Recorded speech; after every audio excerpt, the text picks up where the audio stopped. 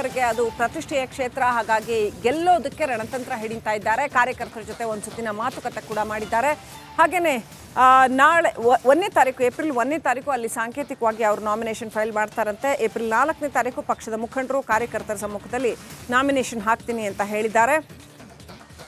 ಈ ಹಿಂದೆ ಬಿಜೆಪಿಗೆ ಕೇವಲ 3,000 ಮತದಾರರಿದ್ದರು. ಆದರೆ ಈಗ 50,000ಕ್ಕೂ ಹೆಚ್ಚು ಮತದಾರರಿದ್ದಾರೆ ಅನ್ನುವಂಥದ್ದು, ಅಂದರೆ ಆ ಪ್ರಮಾಣದಲ್ಲಿ ಮತದಾರರು ಜಾಸ್ತಿ ಆಗಿದ್ದಾರೆ ಅನ್ನುವಂಥದ್ದನ್ನು ಹೇಳಿದ್ದಾರೆ.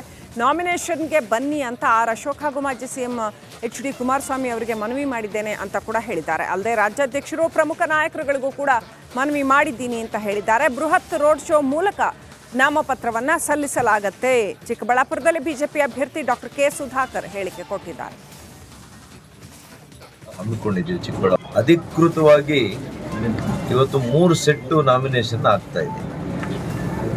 ಇವತ್ತು ನಮ್ಮ ಹೆಸರು ಬಲಕ್ಕೆ 1ನೇ ತಾರೀಕು 12:20ಕ್ಕೆ ಬಿ ಫಾರ್ಮ್ ಜೊತೆಗೆ ಇವತ್ತು ನಾಮಿನೇಷನ್ ಆಗ್ತಾನೆ. ಮತ್ತೆ 3ನೇ ತಾರೀಕು ಒಂದು ಆಗ್ತಾನೆ.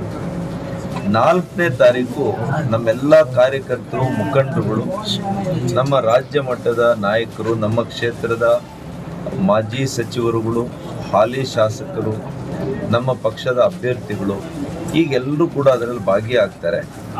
ಮತ್ತು ಸಾವಿರಾರು ಸಂಖ್ಯೆಯಲ್ಲಿ ಅವತ್ತು 4ನೇ ತಾರೀಕು ಮೆರವಣಿಗೆ ಮಾಡುವ ಮೂಲಕ ರೋಡ್ ಶೋ ಕೂಡ ಹಮ್ಮಿಕೊಂಡಿದ್ದೀವಿ ಚಿಕ್ಕಬಳ್ಳಾಪುರದಲ್ಲಿ. ಈಗಾಗಲೇ ಹಿರಿಯ ನಮ್ಮ ಬಿಜೆಪಿಯ ನಾಯಕರು, ವಿರೋಧ ಪಕ್ಷದ ನಾಯಕರು ಸನ್ಮಾನ್ಯ ಅಶೋಕ್ ಅವರಿಗೆ ಮನವಿ ಮಾಡಿದ್ದೇನೆ. ಅದೇ ರೀತಿ JDSನ ಮಾಜಿ ಮುಖ್ಯಮಂತ್ರಿಗಳು, ನಮ್ಮ ಕರ್ನಾಟಕದ ಮಾಜಿ ಮುಖ್ಯಮಂತ್ರಿಗಳು, ಹಿರಿಯರು ಆದಂಥ ಮಾನ್ಯ ಕುಮಾರಣ್ಣವ್ರಿಗೂ ಕೂಡ ನಾನು ಮನವಿ ಮಾಡಿದ್ದೇನೆ. ನಮ್ಮ ರಾಜ್ಯಾಧ್ಯಕ್ಷರಿಗಾಗಲಿ ಅಥವಾ ನಮ್ಮ ನಾಯಕರು, ಮಾಜಿ ಮುಖ್ಯಮಂತ್ರಿಗಳು ಮಾನ್ಯ ಯಡಿಯೂರಪ್ಪನವ್ರಿಗೂ ಕೂಡ ನಾನಿವತ್ತು ರಾತ್ರಿ ಆದಷ್ಟು ಕೂಡ ಅವ್ರ ಮನೆಗೆ ಹೋಗಿ ಅವ್ರಿಗೂ ಕೂಡ ಆಹ್ವಾನವನ್ನು ಕೊಡ್ತೇನೆ.